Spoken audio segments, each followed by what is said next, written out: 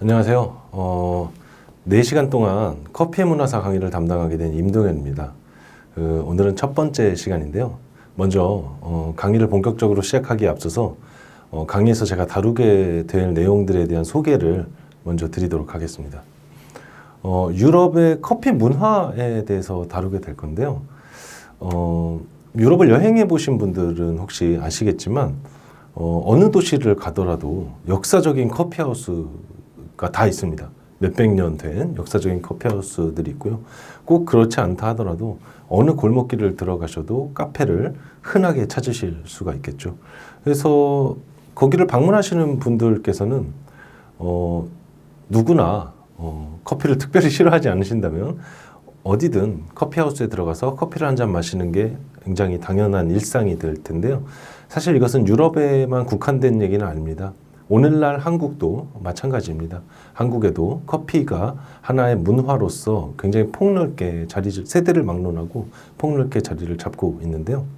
그래서 이 강의에서 다루게 될 내용은요. 그러면 오늘날 우리 삶에 이렇게 문화로서 자리 잡게 된 이 커피가 언제 그리고 어디에서 처음으로 음영되기 시작했을까의 문제를 다룰 거고요.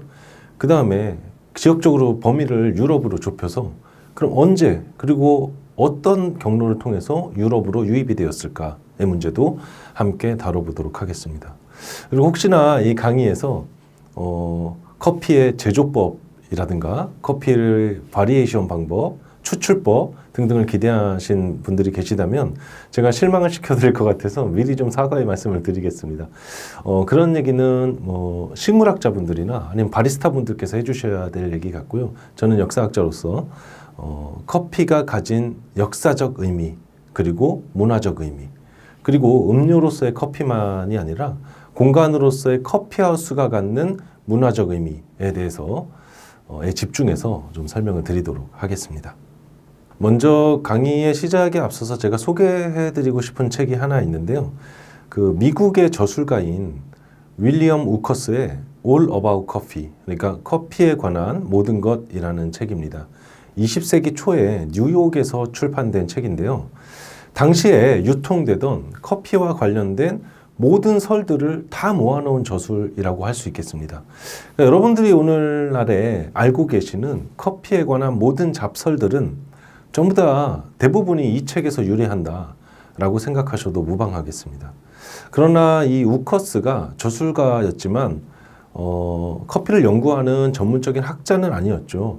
그래서 자신이 이 책에 쓴 내용이 정말 역사적인 사실인지 과학적인 사실인지 아닌지를 검증하는 태도 없이 당대의 모든 설들을 다 모아놨습니다. 그래서 그렇기 때문에 이 책에 나왔다고 해서 이것이 무조건 사실에 부합한다라고 간주할 수는 없다는 얘기죠.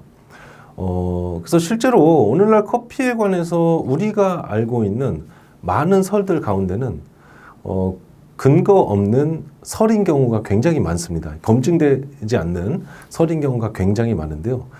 그 이유가 바로 여기에 있습니다. 바로 우커스가 모아놓은 이 All About Coffee에서 대부분의 이야기들이 유래하기 때문입니다. 커피의 기원에 관해서도요, 우커스가 자신의 책에서 일화를 하나 전하고 있는데요. 그에 따르면 커피는 9세기에 에티오피아에서 기원합니다. 우커스가 전하는 일화를 제가 간단하게 소개해드리면요. 에티오피아는 여기죠. 아프리카 이제 동부에 이 지도에 빨간색으로 표시된 이 부분이 바로 에티오피아입니다. 에티오피아는 당시 이슬람 문명 안에 속해 있었습니다. 이 오른쪽에 있는 지도는 이슬람 문명이 7세기부터 확산되어 나간 경로를 보여줍니다. 아라비아에서 기원한 반도에서 기원한 이슬람 세력이 굉장히 단기간 내에 동쪽으로는 옛 페르시아의 영토, 그러니까 중앙아시아까지 진출했고요. 그 다음에는 북아프리카를 횡단하죠. 흔히 오늘날 우리가 마그렙 국가라고 부르는 이 북아프리카의 국가들을 이슬람화시키고 이 지브롤터 해협을 건너서 스페인까지 이슬람 세력권 안에 편입이 됩니다. 그래서 이제 저희가 에티오피아를 9세기 에티오피아를 얘기하는데요. 9세기 에티오피아는 바로 이 이슬람 문명권 안에 포함되어 있었다라는 걸 좀 알아두시면 좋겠습니다. 어쨌든 이 우커스가 전하는 일화에 따르면 9세기 중반 에티오피아에서 칼디라는 염소 목동이 있었습니다. 그 염소를 치는 염소 목동이 있었는데 어느 날 밤에 염소들이 밤에 잠들지 않고 흥분해서 날뛰는 모습을 목격을 하게 됩니다. 굉장히 이상하게 생각이 된 칼디는 당시에 이슬람의 수피즘 수도원장에게 이 사실을 보고를 하죠. 그래서 에티오피아의 수도원장이 이 사건에 대한 조사에 착수하게 되는데요. 수도원장이 염소가 자신이 처음 보는 어느 열매를 따먹는 것을 발견하게 됩니다. 저 열매는 뭘까? 궁금증이 생겨서 가지고 옵니다. 가지고 와서 이제 맛을 보는데요. 너무나 맛이 없었어요. 이 열매가. 그래서 이게 먹기에는 부적절한 열매구나라는 생각으로 벽난로에 던져 넣습니다. 열매가 타겠죠. 그러면서 아주 좋은 향이, 향긋한 향이 거기서 나기 시작했다고 하고요.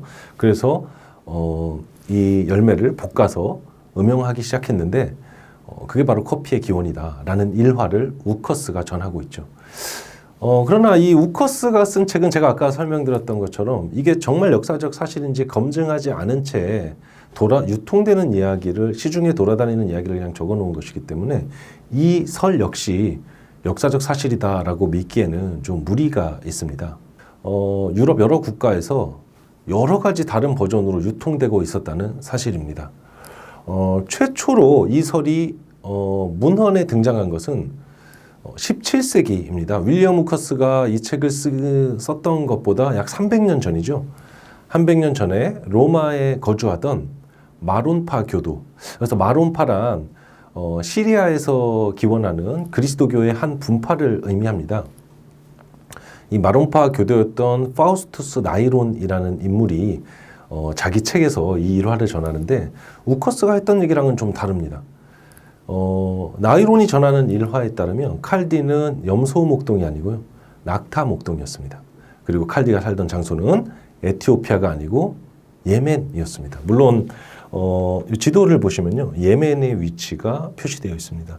에티오피아와 지리적으로 굉장히 인접하긴 했지만 분명히 다른 국가죠. 예, 나이론이 전하는 버전 이외에도 이 이야기에 또 다른 여러 가지 버전이 존재하고요. 그리고 이 일화 이외에도 커피의 기원과 관련된 수많은 설들이 오늘날까지 전해지고 있습니다. 그 중에 대표적인 설들을 몇 개 제가 소개를 해드리자면 에티오피아나 예멘이 아니고 더 동방에 페르시아에서 기원했다라는 설이 있습니다. 그 10세기에 페르시아인들이 반캄이라는 음료를 음용을 했는데 이게 오늘날 커피의 원조다라는 설이 있습니다.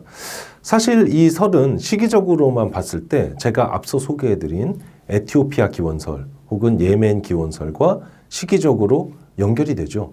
9세기에 에티오피아에서 기원하고 10세기에 페르시아로 넘어갔다라고 확산되었다라고 생각하면 시기적으로는 맞지만 이 반캄의 진이 이게 실제로 있었던 음료냐에 대해서는 이미 19세기부터 끊임없는 의문이 제기되어 오고 있는 상황입니다.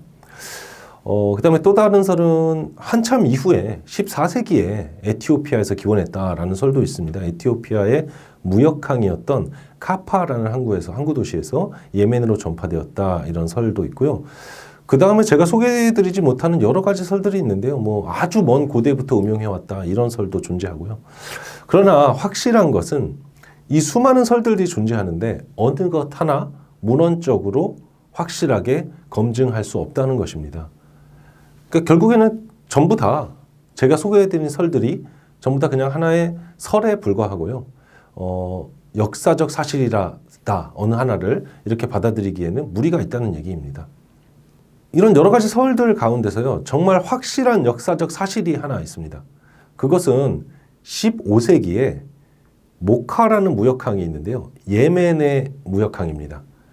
여기 제가 참고로 보시라고 어느 커피 광고에 등장하는 모카 무역항의 모습을 제가 가져왔습니다. 참고로 이미지를 보시면 되겠고요. 예멘의 무역항이었던 모카 인근에서 커피가 소비되고 있었다라는 사실은 문헌적으로 뒷받침되는 확실한 역사적 사실입니다. 특히 이제 이 당시에 예멘이 이제 이슬람 문명 안에 포함되어 있었죠. 이슬람 교도들이 주로 각성 음료로 소비했는데요. 특히 새벽 기도 혹은 심야 기도를 할 때 졸지 않기 위해서 마시는 각성 음료로 소비되고 있었습니다. 자, 그러면 우리는 커피의 기원에 대해서는 확실하게 알 수 있는 사실이 없다고 할지라도 어쨌든 유럽이 아닌 유럽 바깥에서 처음으로 음용되기 시작했다라는 것은 확실한 사실이죠. 이슬람 세계에서 처음으로 음용되기 시작합니다. 자, 그러면 어떻게 해서 이 이슬람 세계에서 음용되던 커피가 유럽으로 흘러들어오게 됐을까? 이 얘기를 좀 해보겠습니다. 커피가 유럽으로 전래되는 과정 역시 커피의 기원만큼이나 정말 수많은 썰들이 존재합니다. 그러나 마찬가지로 어느 것 하나 확실히 검증되고 있지 않죠. 여러 가지 설들을 제가 소개를 해드리겠습니다. 먼저 커피가 최초로 유럽인의 기록에 남겨지게 된 것은 16세기입니다. 레오나르트 라우볼프라는 이 독일 출신의 의사이자 당대에 굉장히 명망 있는 의사이자 식물학자였는데요. 1573년에서 1576년까지 3년 동안 약용식물을 찾기 위한 목적으로 메소포타미아 지역을 여행을 하게 됩니다. 그리고 자신의 여행기를 남기게 되는데요. 여행기에 보면 시리아의 알레포라는 지방에서 카우베라는 음료를 음용하고 있다. 그래서 이 카우베에 대한 기록을 남겼는데요. 이 카우베가 커피일 것으로 추정이 되고 있습니다. 유럽 최초로 커피에 관한 기록을 남긴 것은 독일인입니다. 독일인이지만 커피 자체가 유럽으로 전래되게 된 것은 몰타 섬이 최초였다. 라고 흔히 생각이 되는데요. 바로 몰타 공방, 굉장히 유명한 전투입니다. 몰타 공방전 당시에 최초로 몰타에서 커피 음용이 시작되었다라고 흔히 생각되어 오고 있습니다. 이 몰타 공방전이 어떤 전쟁이었느냐에 대해서 간략하게 좀 설명을 드리겠습니다. 이 시기가 되면은 이슬람 세계에는 오스만 투르크라는 이슬람 왕조가 이 동방 세계를 지배하고 있던 상황이었습니다. 지도를 보시면 오스만 투르크의 영역을 보여줍니다. 오스만 투르크는 계속해서 서진을 노려왔는데요. 그러니까 유럽의 영토로 이 서쪽이 오늘날 우리가 유럽이라고 부르는 지역인데요. 끊임없는 서쪽 진출, 유럽 진출을 모색해 왔습니다. 그래서 여러 차례 유럽의 그리스도교 세계와 이 오스만 투르크와의 전쟁이 여러 차례 벌어지게 되는데요. 그 중에 가장 유명한 것이 몰타 공방전입니다.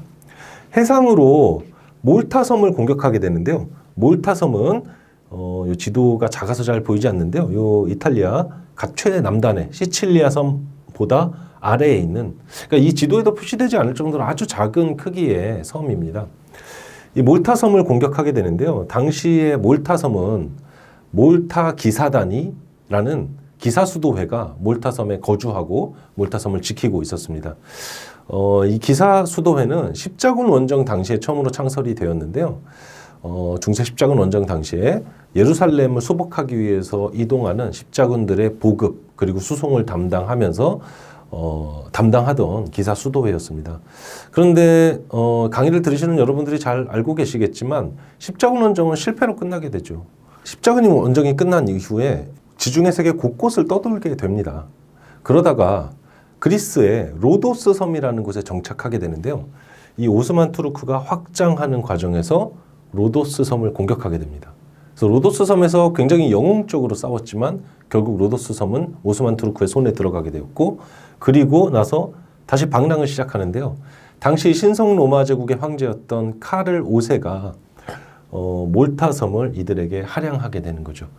그래서 몰타 섬에는 이 십자군 원정 당시에 창설된 몰타 기사단이 몰타 섬을 지키고 있었고, 이 몰타 공방전을 나타낸 회화 작품인데요. 여기 보시면 빨간색 바탕에 흰색 십자가가 그려진 옷을 걸치고 있는 몰타 기사단의 모습을 여기서 찾아보실 수 있습니다.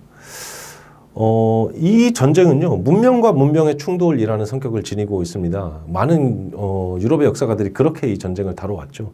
그래서 오스만 투르크가 그리스도교 세계를 공격한 전쟁이라는 말이죠. 그래서 수많은 그리스도교 국가들이 몰타섬을 지원했고, 그래서 결국에 몰타섬을 지켜냅니다. 그리고 오스만 투르크의 서진은 여기서 멈추게 되는 거죠.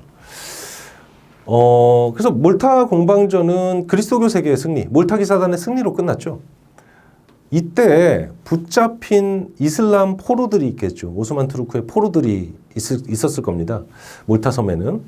그런데 몰타 사람들이 볼 때 이슬람 포로들이 커피가루를 물에 타서 섭취를 하고 있었는데요.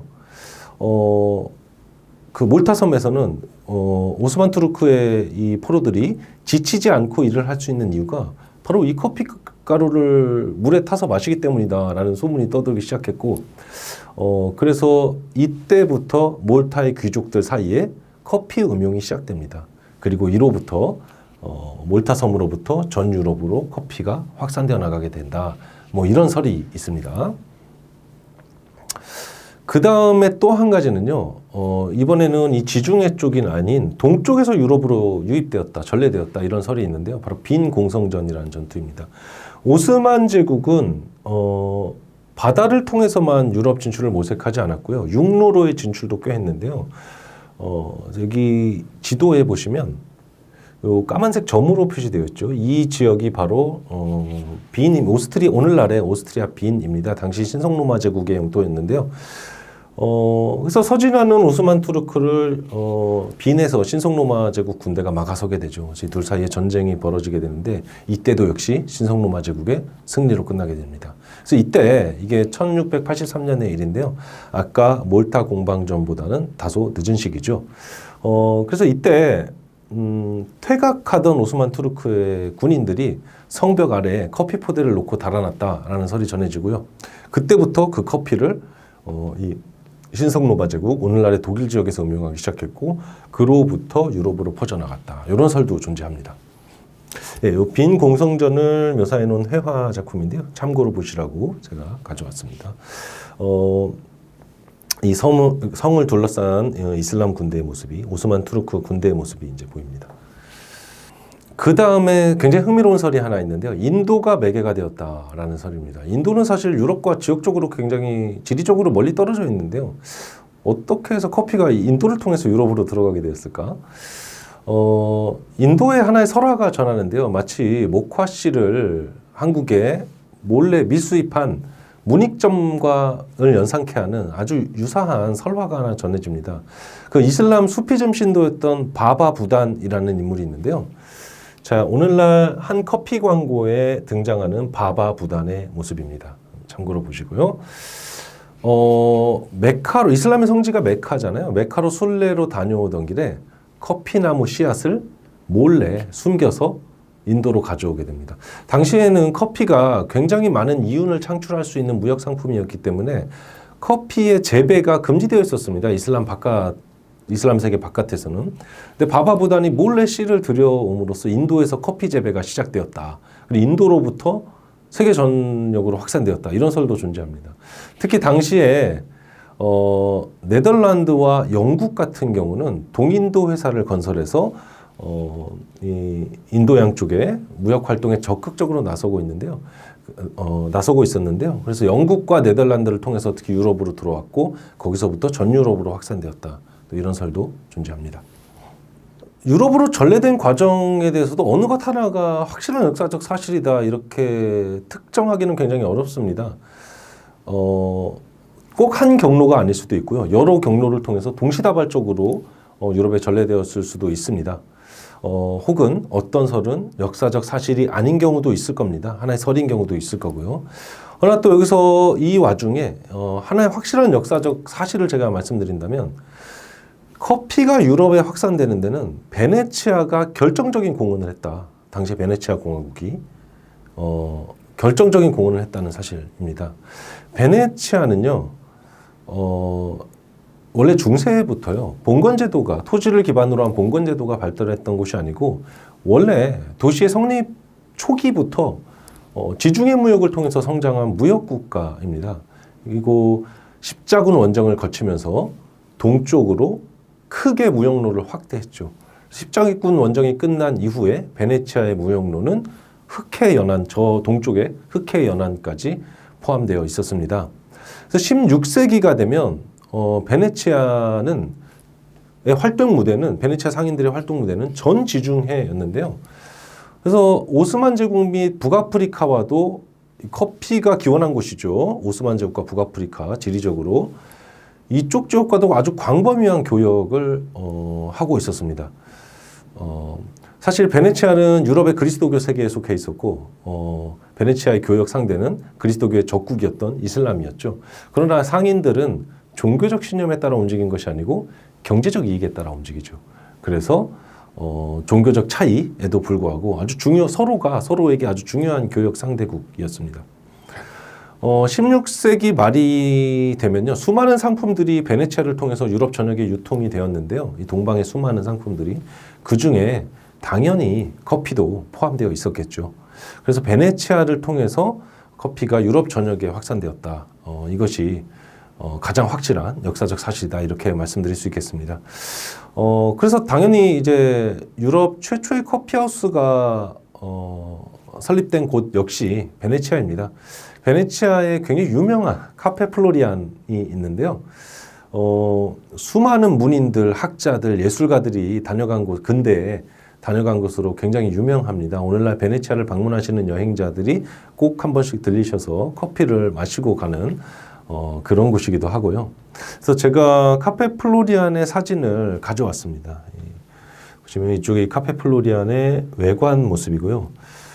이쪽이 이제 내부의 모습입니다. 굉장히 화려하면서 아직 카페 플로리안이 이제 17세기에 최초로 생겨나게 되는데요. 17세기부터 오늘날까지 수백 년이 흘렀죠. 과거의 흔적들이, 역사적 흔적들을 외관에서나 내부 인테리어에서나 찾아볼 수 있습니다. 그래서 베네치아를 통해서 전 유럽으로 확산되었다. 일단 커피가 유럽에 도입된 이후에는요, 정말 우후죽순처럼 베네치아뿐만 아니라 이탈리아의 다른 도시들, 나아가 유럽의 여러 도시들에서 우후죽순처럼 확산됩니다. 그래서 16세기에 처음으로 도입되었고 커피가 베네치아에서 17세기에 최초의 커피하우스가 생겼고, 그리고 18세기가 되면 베네치아 시내에 너무 많은 커피하우스들이 생겨나서 당시 베네치아 정부가 커피하우스 허가제를 도입하는 지경에 이르릅니다. 그러니까 커피하우스를 하려면 아무나 하고 싶다고 커피하우스를 열 수 있는 것이 아니고요. 정부의 허가를 받고 열도록 함으로써 커피하우스의 수를 조절하는 것이죠. 이런 정책이 필요할 정도로 우후죽순처럼 커피하우스가 생겨납니다. 그 얘기는 다시 말하자면 커피가 이미 유럽인들의 삶에 18세기가 되면 아주 깊숙이 하나의 문화로 자리 잡게 되었다라는 것을 의미한다고 볼 수 있겠죠. 유럽의 다른 도시들도 마찬가지입니다. 로마, 파리, 런던, 빈 이런 유럽의 다른 도시로 커피가 확산되면서 이 다른 도시들에도 커피하우스들이 우후죽순처럼 생겨나게 됩니다. 그래서 흔히 오늘날 우리에게 널리 알려진 굉장히 유명한 역사적인 커피하우스들은 대부분 이 시기에 생겨납니다. 그래서 제가 참고로 보시라고 유명한 카페를 그냥 가져왔는데요. 파리에 위치한 카페 프로코프라든가 아니면은 로마에 위치한 카페 그레코 같은 경우가 전부 이 시기에 생겨난 커피하우스다라고 얘기를 할 수 있겠습니다. 자, 그러면 커피가 기원해서 이슬람 세계에서 기원해서 유럽에 전파가 되고 전래가 되고 그래서 유럽에서 커피가 하나의 문화로 자리 잡는 과정까지를 오늘 살펴봤습니다. 감사합니다.